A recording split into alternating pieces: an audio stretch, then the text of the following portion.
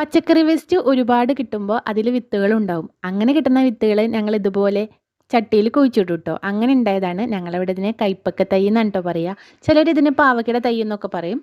അപ്പോൾ ഇത് പൂവിട്ട് തുടങ്ങിയിട്ടുണ്ട്. അപ്പോൾ ഇവനിക്ക് നല്ലൊരു പന്തലൊരുക്കാം ട്ടോ.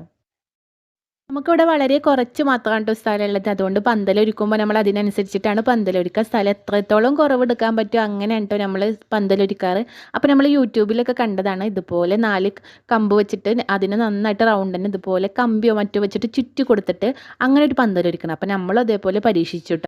ഇനി നമുക്ക് ആ കൈപ്പത്തൈ ഇതുപോലെ അടിയിൽ വെച്ചതിന് ശേഷം നമുക്ക് അതിൻ്റെ വള്ളിയൊക്കെ ഇതുപോലെ ഒന്ന് ചുറ്റി കൊടുക്കാം ട്ടോ. അപ്പോൾ ഇങ്ങനെ അതിനള്ളി പിടിച്ചിട്ട് കയറുന്ന രീതിയിൽ നമ്മളിതുപോലെ ചുറ്റി കൊടുത്തിട്ടുണ്ട്. അപ്പോൾ നമുക്കിപ്പോൾ ഇത് ചെയ്തിട്ട് ഒരു 2 ആഴ്ചയൊക്കെ കഴിഞ്ഞിട്ടുണ്ടാവും ട്ടോ. മേലെ ഒരു ടയറും കൂടി നമ്മൾ വെച്ച് കൊടുത്തിട്ടുണ്ട്. ഇപ്പോൾ ഇതിൻ്റെ ഒരു അവസ്ഥ ഇതാണ്. അപ്പോൾ ഇതിലൊക്കെ പൂക്കൾ പിന്നെ ഇട്ട് തുടങ്ങിയിട്ടുണ്ട് ട്ടോ. പിന്നെ ആൺപൂവ് മാത്രമല്ല പെൺപൂവും കൂടി ഇട്ട് തുടങ്ങിയിട്ടുണ്ട്.